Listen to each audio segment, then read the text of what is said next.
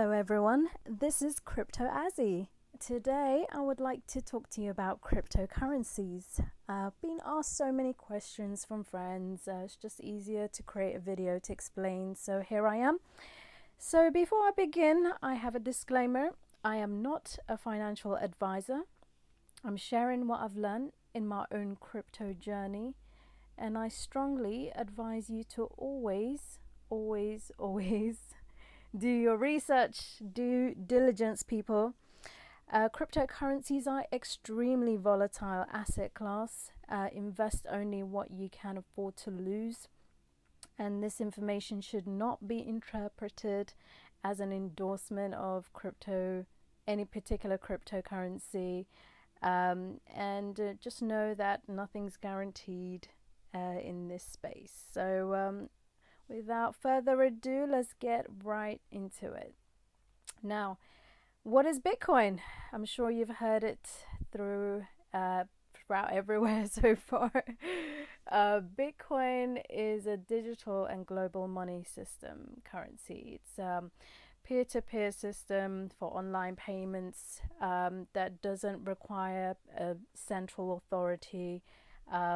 It allows people to send or receive money across the internet, even if it's to someone they don't know or don't trust. And the great thing is your identity isn't revealed. And this was created back in 2008 by, it's either a person or a group of programmers by the name of Satoshi Nakamoto. And since then, a white paper in January 2009 was released, and it has this particular technology has revolutionized the world of finance, and this currency is also an investment vehicle, and it's got a very strong community behind it. And what makes it so special is the technology, the blockchain technology, which is decentralized ledger that validates and records the transactions on the network.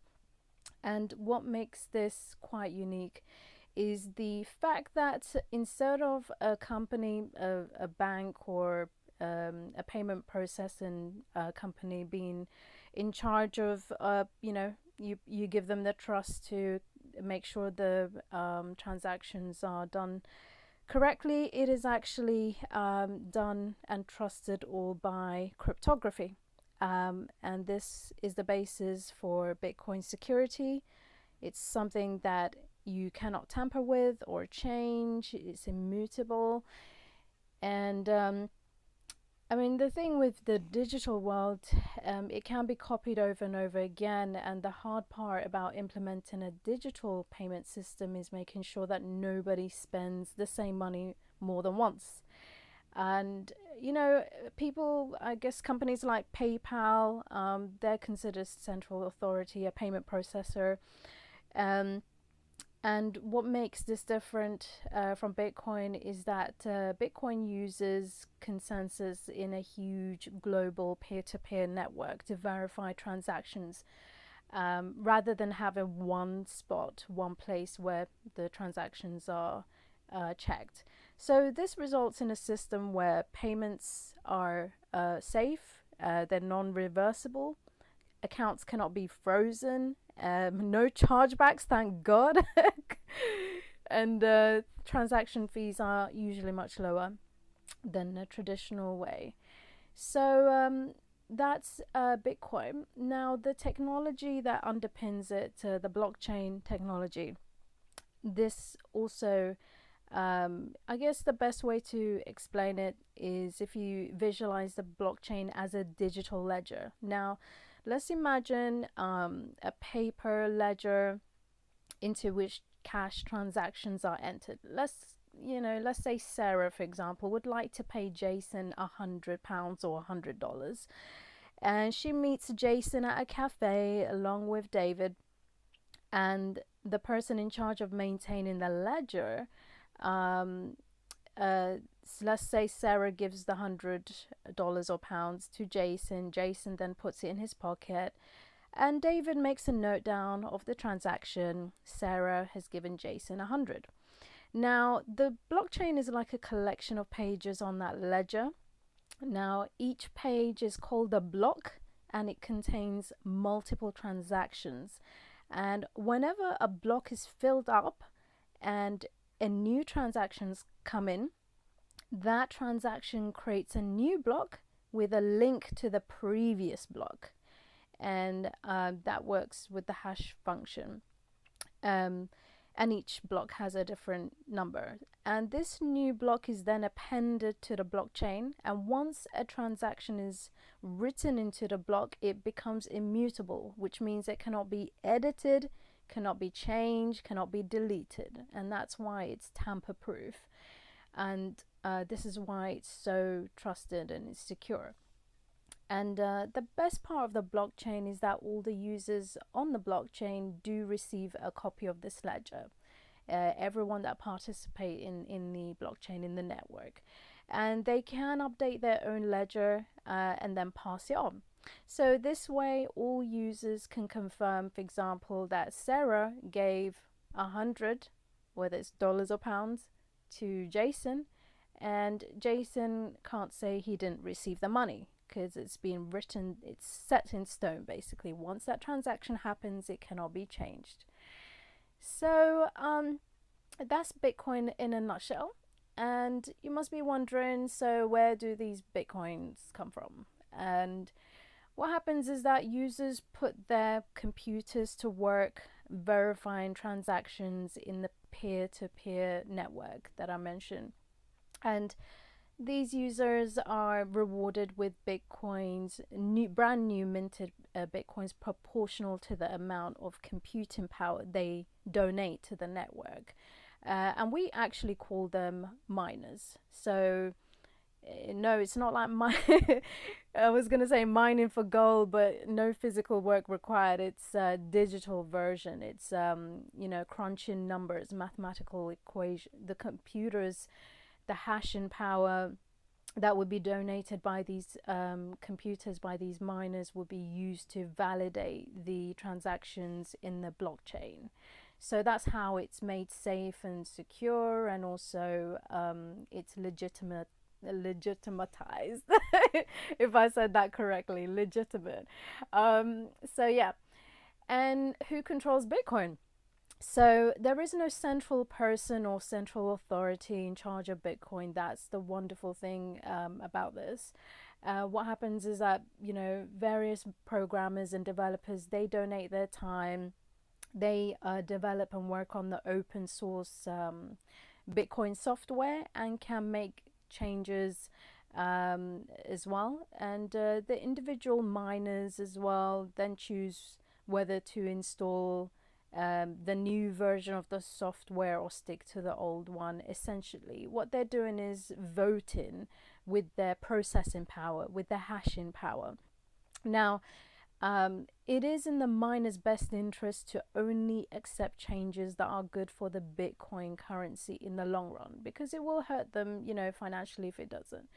And these checks and balances make it difficult for anyone to manipulate Bitcoin. So I guess one of the controversies, one of the challenges of Bitcoin has been the scaling problem, and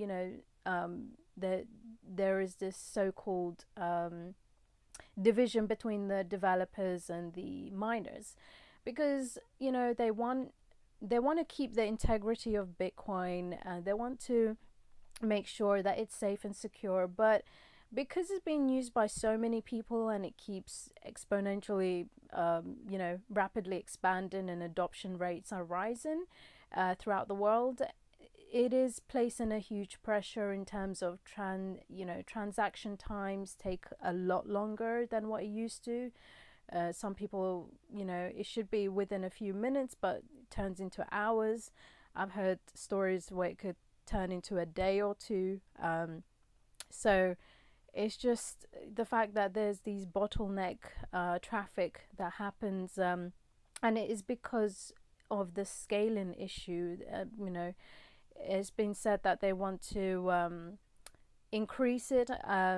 and make it bigger and faster to use, but the developers are saying that that's going to be problematic for the time being. We can't scale it up too much, not at least to the point where the miners want it to be. But that's that's pretty much the people behind, well, the ones validating and making sure Bitcoin open source is continuously improved.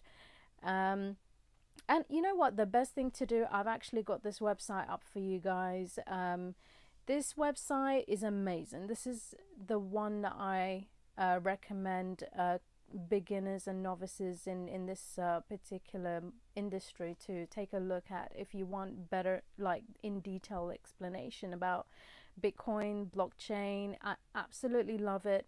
I recommend it because there's 2 YouTube videos that have been embedded, and it doesn't take that long. I believe it's like a couple of minutes. I'm just gonna see if it plays. Yep, it's 1 minute and 37 seconds. And so this will explain exactly what Bitcoin is. If you didn't want to explain it to them, just send them this link. And it's visual. I love the graphics. And this is one of the early websites that I looked at when I was starting my journey, and it's really been helpful. So make sure though, on this page you will have to scroll down to get the second YouTube video, which will explain the blockchain. And for some reason this won't allow me to scroll, but never mind, you understand my point. And yeah, so this will be great to look over. Make sure you read the content until you are confident of the basics. So that's it for Bitcoin. Now you must be wondering as well with altcoins. I'm not sure if you heard of them, but it means alternative coins.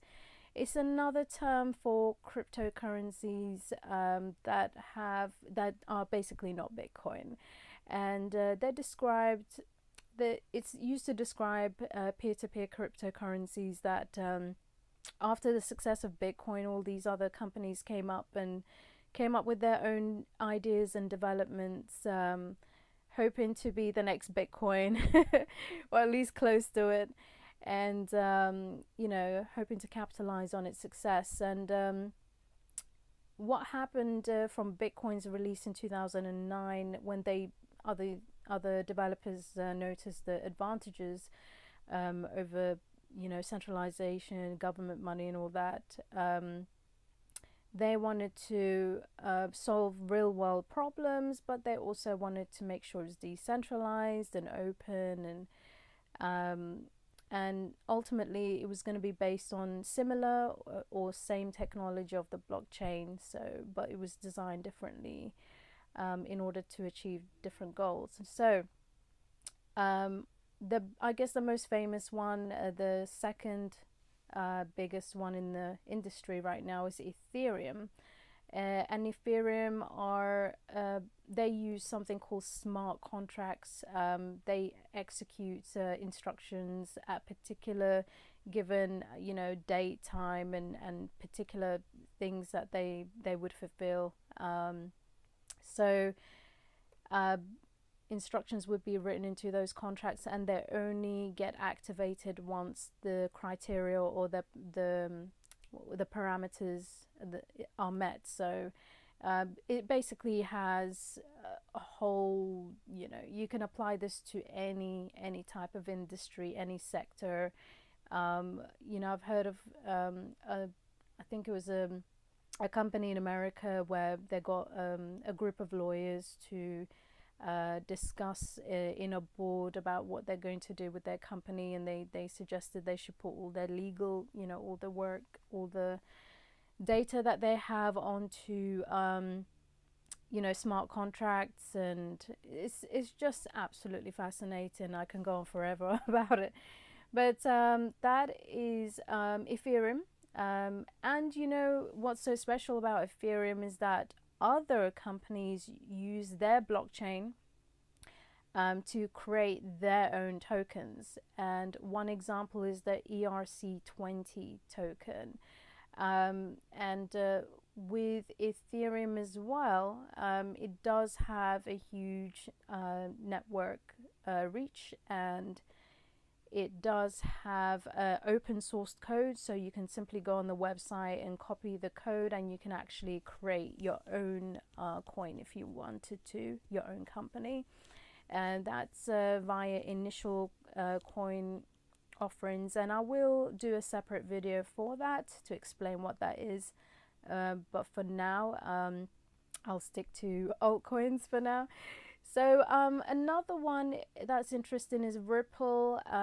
There's over 100 banks that are collaborating with Ripple to use it for fast to send transactions worldwide from bank to bank, and it's so cheaper than what they used to pay. So they're saving literally millions of pounds or dollars, whatever currencies they're using, to send money across to each other, banks across the world.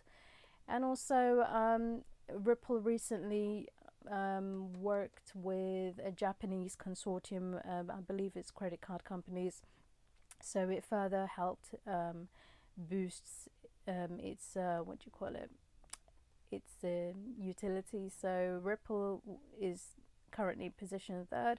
I don't know if you can see the market right now, it's completely in the red, and I will explain why that is shortly. But just to show you some of the other altcoins on CoinMarketCap, and I will put this in the video description. I will give you all of these videos, all of these websites on the description. So another one I wanted to mention was Monero. That's quite a interesting coin, because I'm not sure if you heard that Bitcoin and cryptocurrencies is also attracting illegal funds and illegal activities from criminals who are using the system to obviously bypass traditional methods. Even though, fraud is still being committed using fiat, they've now moved onto cryptocurrencies, and it's you do read up in the newspapers, and it does seem to be that they're looking to move money across borders. And Monero is one of those coins that is used for people, not just criminals, but people that do want their privacy and anonymity. And it is a completely different blockchain where it hides and it hides the transaction, and there's, I believe, 2 or 3 different ways it does that within the technology. But it's something which is unique, and it is gonna be interesting to see with the regulations that are being proposed by different governments around the world. Some people are saying that Monero will be the go-to coin in order to have anonymity with their transactions and with their portfolios. So yeah, another one, you can actually scroll down and you can see some of these coins. I believe Amigo was in talks with McDonald's to be the official payment processing provider, crypto provider. So when you go to your local McDonald's, you can pay with your OMGs, your Amigos, for your food if you wanted to. So they're in talks, and currently 24. I can go on forever. I mean, take a look at this in your own time. The neat thing about this is you can filter this in ascending or descending order. You can also take a look at further analysis on the price and the exchanges that these cryptocurrencies are on, and other metrics as well. And There's also another one that I use. It's coinlib.io,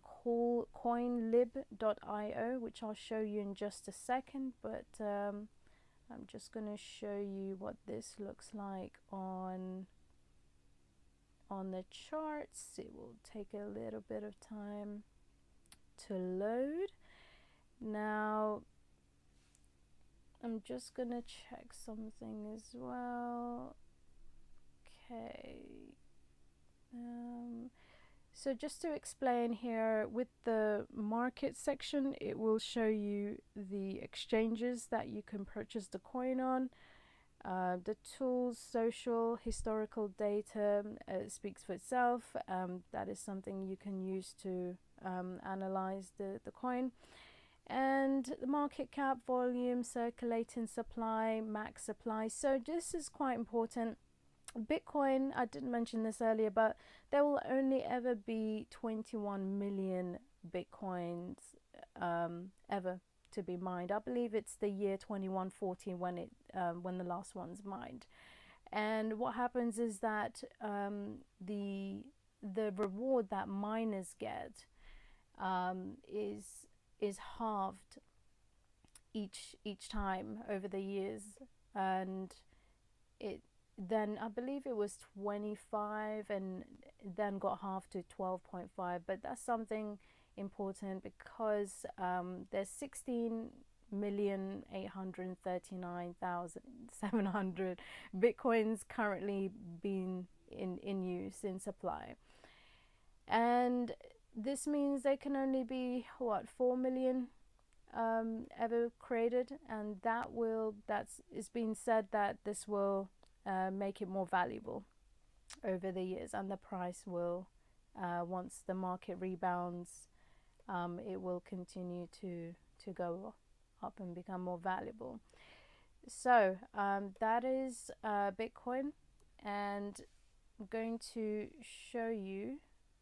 Let's see if this is what I wanted to show you, some of the exchanges. I don't know exactly how many there are. Let me just check. You can check all the way. Yep, about 400 exchanges for Bitcoin alone. And every single coin on the coin market cap, if you see, there's 1,502 currencies as of today. And it does increase all the time. I believe there's something like over 40 companies being launched. They're launched every single day into the crypto space, so that number's never static. So yeah, and this is how many exchanges there are trading these coins. And you can see here as well, you can filter according to the volume or price, or even the pair. Or if you wanted to filter according to the exchange, you can do that as well. And yeah, you can search historical data and take a look at the charts. And yeah, it's pretty good.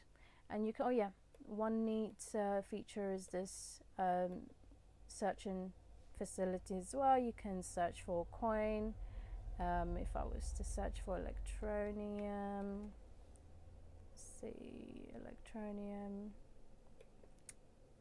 see if this will respond. I think that's just gone to it's gone to some sort of advert. So there, just searching for it now, and it will bring up any coin that you wanted to see. Okay, so that's one website, well, the most popular one to use for market data. The second one is quite recent. It's a company called Coinlib.io. I like the layout better here. You're able to also register for free and link your portfolio. If you purchase coins, you can actually do that, and it will bring up alert. You can also set alerts as well. You can get notified if your coin, if something happens to the price of your coin, or some news affecting it comes out. And you have other tools as well. Let me see, cryptocurrency converter as well. Yeah, all that good stuff. And you can see here, oh, that's another thing as well. You can take a look at the gainers and losers as well. And yeah, and that's where you get your information regarding price and statistics regarding cryptocurrencies throughout the industry. So yes, that is that part is done. So how do we use Bitcoin? So you must wonder, I'm not sure if you heard of Bitcoin address, if you've seen one, but it's completely different to what you've seen before, and it's it looks like a string of letters and numbers, and it is completely free to create. For example, if you go to Bitcoin Core, one can, you can click new address and you will be assigned an address, and also you can get a Bitcoin address using an account at an exchange like Coinbase, or an online wallet service, or a purchasing hardware wallet. I will explain what they are as well. And it's imagine, like, I guess the best way to describe it is your checking account or your bank account. You have your sort code and account number, but with Bitcoin address, it's actually a very long string of letters and numbers. So yeah. Now, if you want to send Bitcoin, it's quite literally copying and pasting. On the website, they do make it easy for you. There's a button which you can press to, automatically copy, or you can just copy and paste using your mouse. And you just choose that amount you want to send, and you click send. And this is, it looks far simpler in reality when you see it. And the transactions, I have to mention, are irreversible. That's something, unfortunately, if you do make a mistake regarding the amount, or even if you use the wrong address, you would lose your cryptocurrency, and there's no charge. You can't claim chargebacks or anything like that. So, and essentially, sending a Bitcoin is a lot like sending an email. You put in someone else's address, and there's no going back after you hit send. So and don't worry if it takes a few minutes for the recipient to see the payment that you've made. Depending on the network and on wallet applications, both our people are using, it can take either up to 10 minutes, 20 minutes for the first confirmation to come through, and some services do require up to 6 confirmations, and that can take an hour or several hours. So yeah, and you will be able to see this when you open up an account on Coinbase. So Coinbase is one of those exchanges. It's actually the world's most popular exchange. This is where you buy and sell your Bitcoins, Bitcoin Cash, Ethereum, and Litecoin. They only have 4 coins at the moment. There is a rumor that Ripple might be next, but I think they did send out a press release previously to say, to dampen down those rumors, because when Bitcoin Cash did go on Coinbase, the price of it shot up like crazy. So yeah. What you will need to do with Coinbase in particular is, you can see I've logged in, but when you do sign up for the first time, you will have to go through a process of verifying your identity, to be able to connect your credit or debit card that you're using to purchase Bitcoins. and it will obviously ask you for your phone number, and also something quite important, in order to secure your bitcoins, and prevent it from getting into the wrong hands. There are hackers out there that it's literally their mission to collect as much stolen bitcoins as possible. You will have to make sure you add your two-factor authentication. That's something which on Coinbase and on other exchanges, I cannot stress the importance of making sure your security on your account is as high as it can be. Don't just accept SMS text message confirmation codes to log in and or do withdrawals or deposits. Make sure you download an app on your phone, and the one I use is called Google Authenticator. Google Authenticator.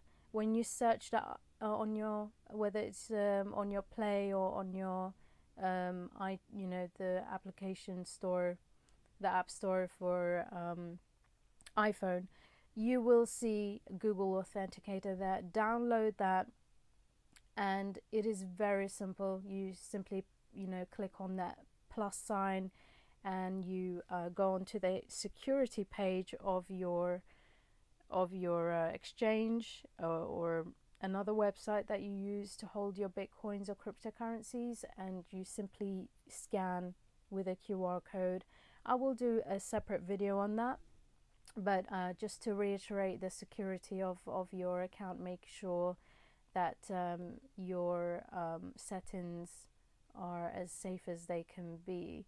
And yeah, that's Coinbase. And what I have to mention with Coinbase as well, you can buy up to I believe $150 or 150 euros worth of Bitcoin every week instantly.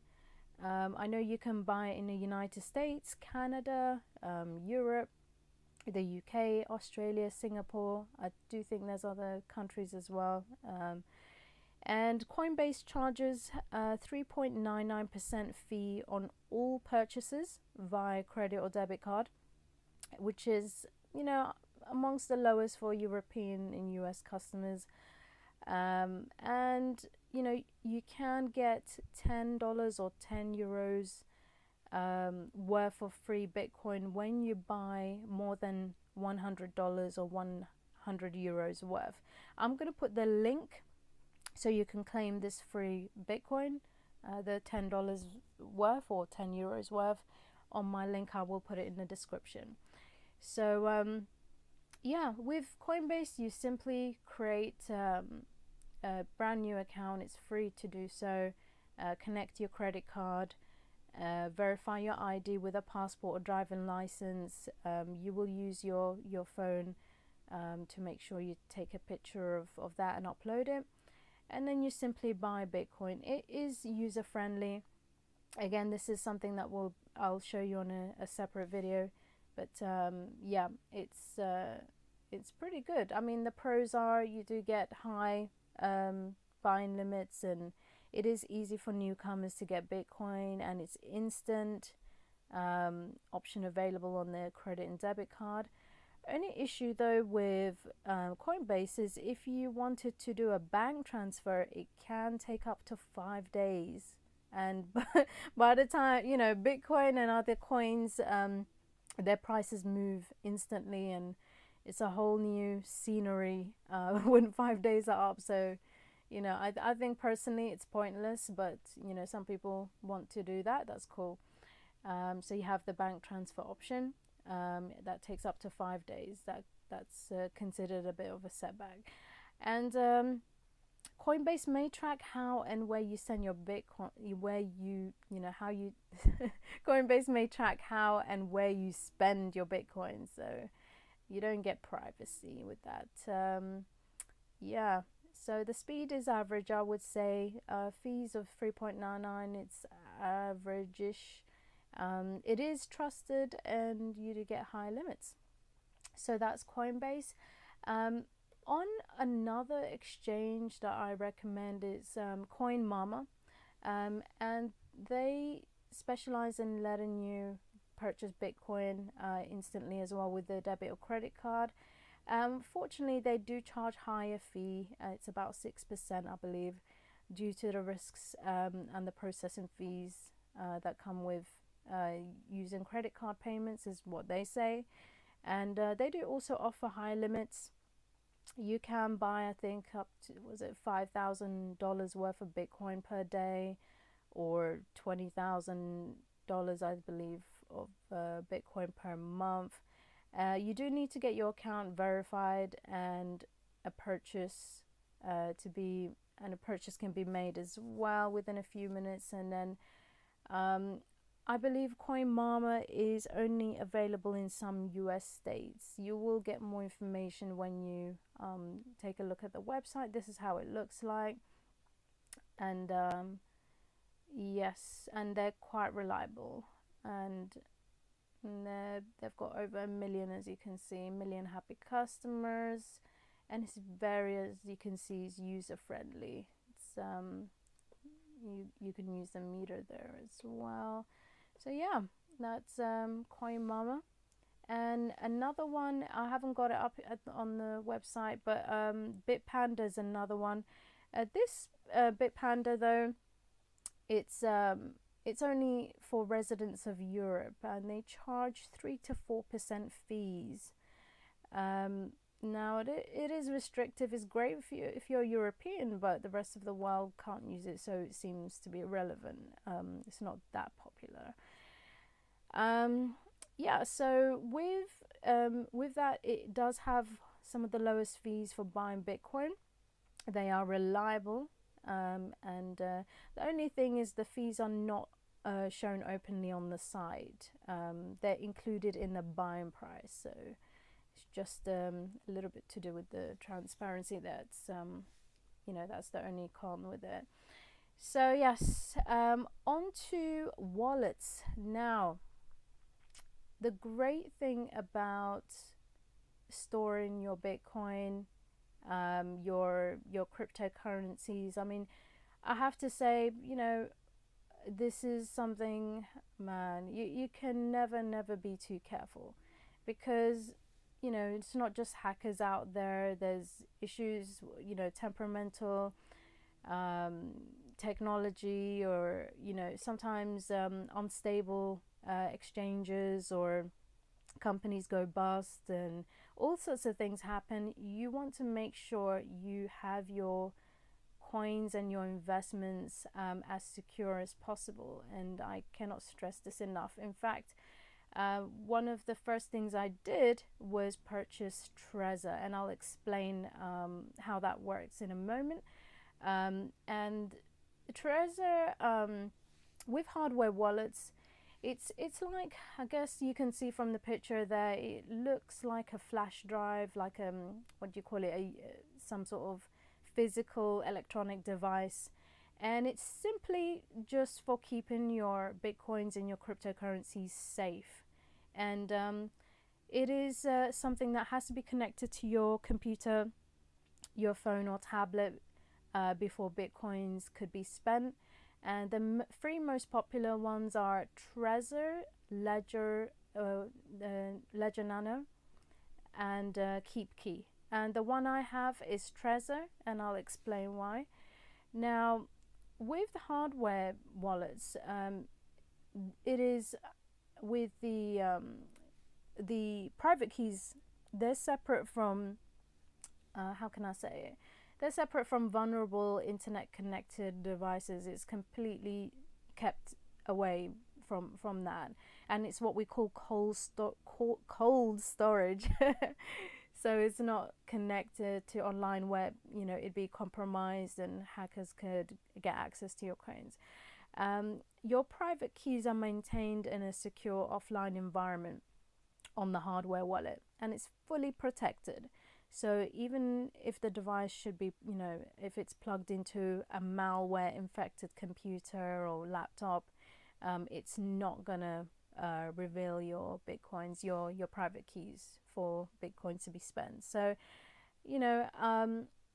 it's just that with cyber criminals, they could target your computer's software wallet and steal them by accessing your private keys. This is a hardware wallet, so it's held on the most secure part of the physical wallet.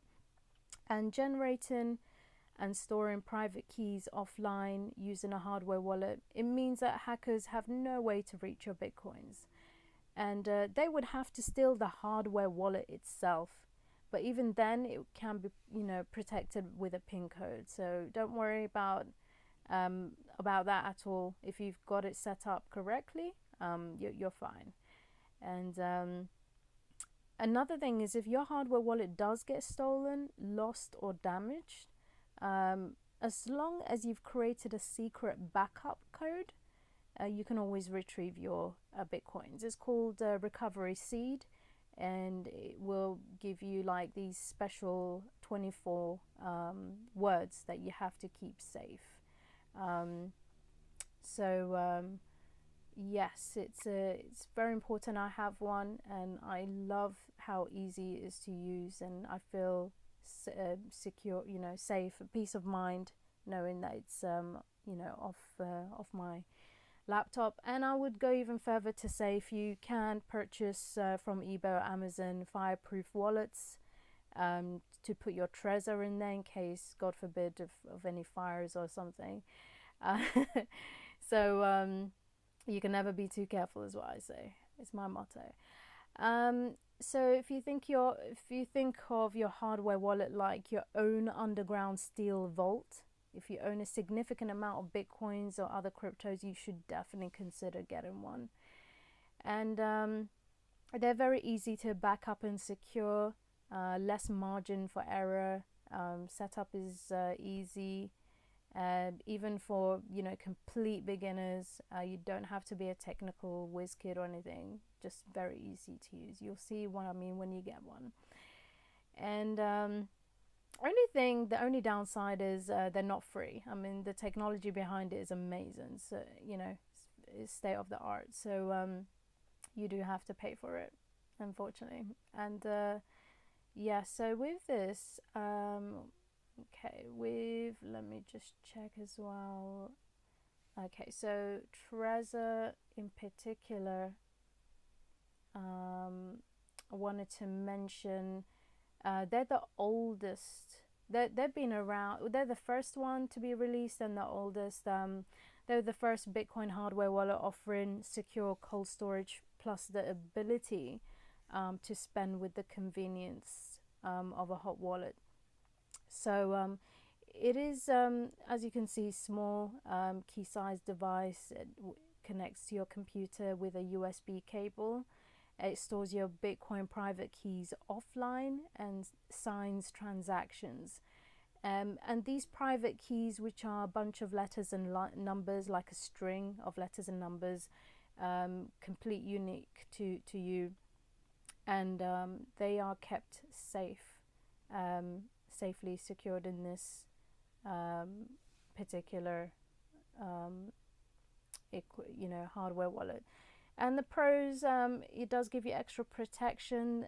There's a screen as well, and it does have verification process. It's very simple. And the only thing is the price. I believe it's $99. I know there's other hardware wallets that are slightly cheaper, but anyway, you pay for quality, so that's why I got it. It's what I consider the best one. Another thing is, make sure you buy it from a Trezor store or from Amazon. Don't buy it from a reseller. Don't buy it from any other unauthorized third-party source, because if it's compromised and they get your recovery seed, you're basically screwed. There was a story actually of someone who did buy it from eBay, from a reseller, and it was compromised, and his bitcoins got taken. So make sure you get that from a Trezor store or from Amazon, and make sure it's sealed as well. So with that being said, another thing I was going to mention is, let me see here, that yes, the Ledger wallet, Ledger Nano, just checking here as well. It's good that they include free shipping. So as far as I remember, the Ledger Nano S, it is priced about 50 something euros, 57 or 58 euros, and that's about $95 approximately. It is the cheapest amongst the free hardware wallets with screens. Again, only buy from the Ledger store or from Amazon. And yeah, so if you're on a budget, this is definitely affordable, the Ledger Nano S. And you know, I guess the main difference is between the Trezor and Ledger is the Ledger Nano uses two secure elements, while the Trezor is essentially like a mini computer, and that's why it costs a bit more. And the Trezor has an advanced recovery feature that the Nano S does not have, and this recovery feature, it does make sure that your Trezor recovery phase will not be exposed to the computer when recovered. So that's neat. And yeah, it's easy to set up and use on any desktop computer. And only thing is that there's no pass phase support. Trezor, it does give you that, but not the Nano S. So it's just another layer of security which would be helpful, which it doesn't have. So that's the the Ledger Nano S. And finally, with the Keepkey, it is secure as well. Does have a beautiful digital screen, as you can see, and a metal body. And it's a new wallet, so it hasn't been around for long, and it does need to gain more trust. It's not on the level of Trezor yet. And it is $99, and it can be purchased from Amazon. And the reason why it's a high price is simply because of the digital screen, the metal body, and high level of security. So again, only buy it from Keepkey's website store or from Amazon. And it's actually a port of the Trezor's code and firmware. There's not a huge difference beside, that Trezor has been around for a bit longer. And, the design does obviously vary as well. And Keepkey, I would say, has a more premium feel. It's, I think it's aluminium made, and Trezor's plastic and light. And yeah, and it's always better that you get a hardware wallet versus a paper wallet. Paper wallet can be hard to set up, and it's easy to make mistakes, but I again stick to buying hardware wallets, and also online wallets. You could use it just to, if you have a few bitcoins or cryptos to spend, but you do not want to keep your life savings or any major chunk of money on any hot wallets, or online wallets like exchanges or websites. It's just best to be safe than sorry and get yourself a hardware wallet. So that is it. I hope you gained value and insight today. Like, subscribe, comment, or feel free to donate Bitcoin, Ethereum, Litecoin, or Bitcoin Cash, or every one of them to one of the addresses below. And thank you for your time. And until next time, take care. This is Crypto Azzy. Over and out.